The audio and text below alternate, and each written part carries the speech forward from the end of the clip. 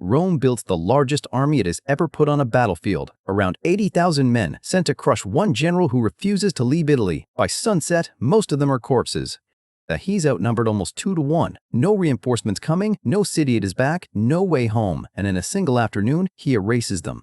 Generals still study this exact afternoon 2,000 years later. Military academies teach it. It was studied by military strategists, including those who planned the world wars. This is the Battle of Cannae, and this is how you lose 50,000 men before dinner.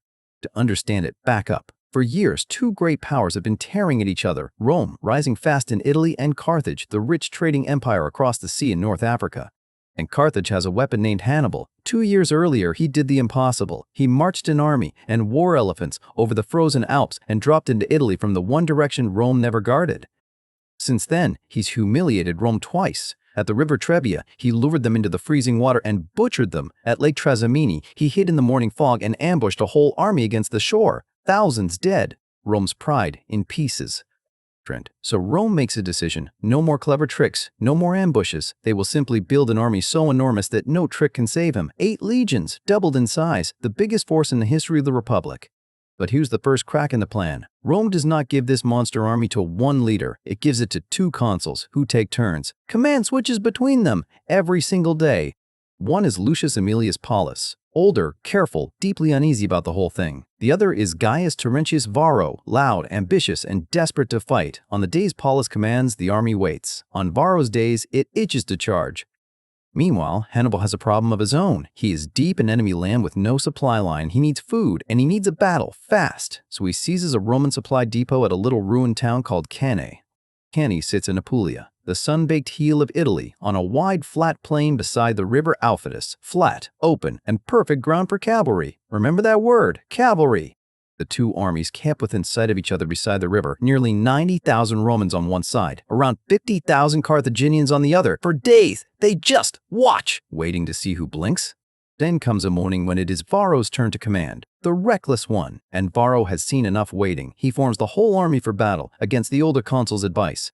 The Roman plan is simple, and it is brutal. Pack the infantry into a giant deep block, tighter and deeper than usual, and drive it straight to the center like a battering ram. Weight of numbers, nothing fancy.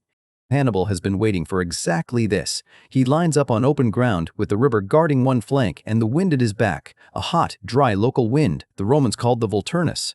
At the army's close, that wind picks up the dry plain and throws it straight into Roman faces. Grit in the eyes, grit in the throat. They are half blind before a single sword swings. Now look at Hannibal's line, because this is the trick. Instead of a straight wall, he pushes his center forward into a bulge, a crescent leaning toward Rome, and he fills that bulge with his least reliable men, his Gauls and Spaniards. His best troops, the hardened African veterans. He holds back on the 2 ends of the line, angled and waiting. The Romans, staring at that eager bulge in the middle, see a weak point. They see exactly what Hannibal wants them to see. On the wings ride his horsemen. On one side, heavy cavalry under a commander named Hasdrubal. On the other, the Numidians, light, fast riders led by Maharbal who could turn a horse on a coin. And where does Hannibal put himself? Not safe in the rear. He rides into the center, the bulge, the very spot he expects to collapse. His brother Mago beside him. He is the bait, standing in his own trap. The battle opens on the wings. Hasdrubal's heavy cavalry smashes into the Roman horse and shatters it almost at once. The Roman riders break and run, and that is the beginning of the end. They just don't know it yet. In the center, the huge Roman block slams into Hannibal's crescent, and the crescent holds for a moment. The Gauls and Spaniards fight and bleed and die, but slowly, exactly as planned, they start to give ground.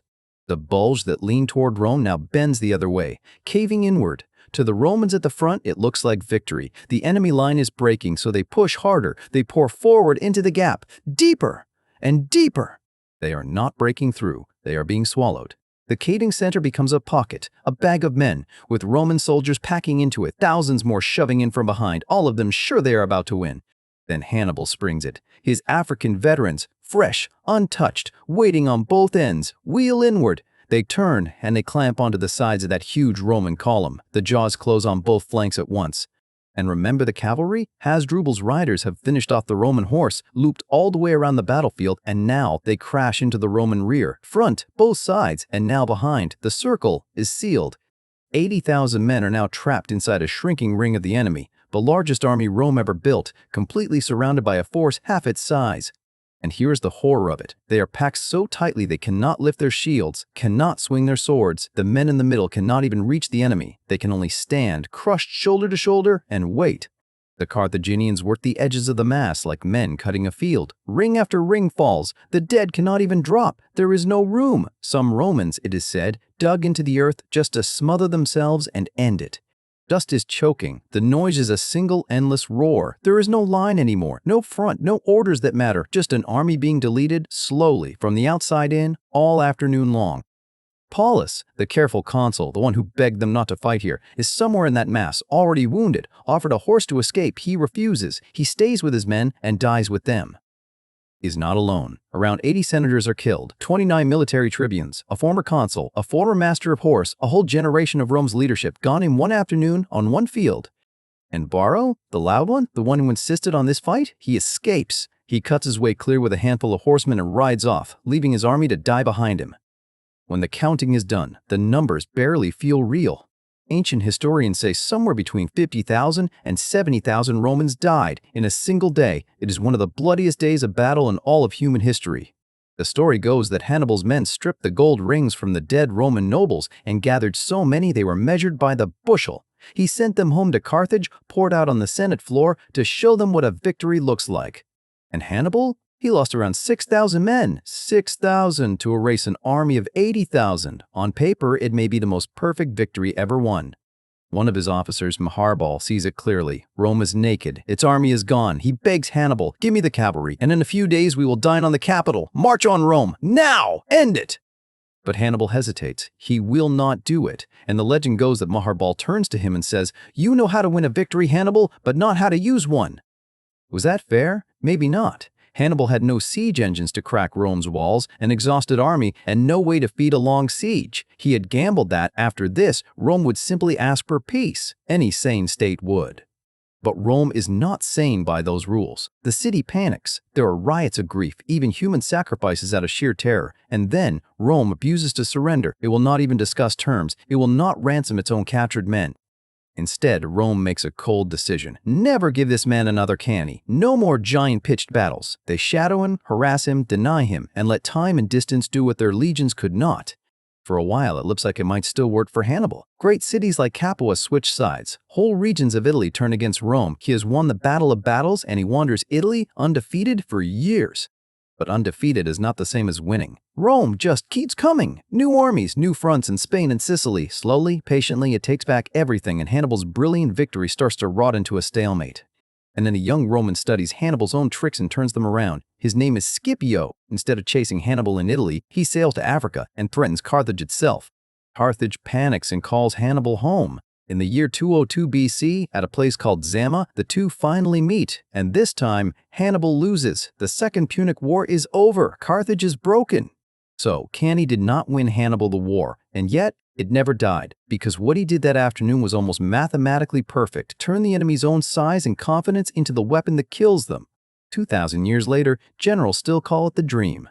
The German staff officer who planned Germany's opening move in the First World War was obsessed with Cannae. Military academies still map those crescents and arrows on their boards today. It even has a name now, the double envelopment. Let the enemy think they are winning in the middle, while your wings quietly close around them. Simple to say, almost impossible to actually pull off. He did it once, flawlessly, and no one has ever truly matched it. Here is the part that sticks with me. Hannibal fought maybe the most perfect battle in history, and still lost everything. Being brilliant on one afternoon is not the same as being right about the whole war. The army that marched to Cannae is dust. The republic that built it is gone. Even Carthage was erased from the map. But the shape of that trap, the crescent that swallowed an army, is still drawn on classroom walls and still remembered 2,000 years after the men who died inside it.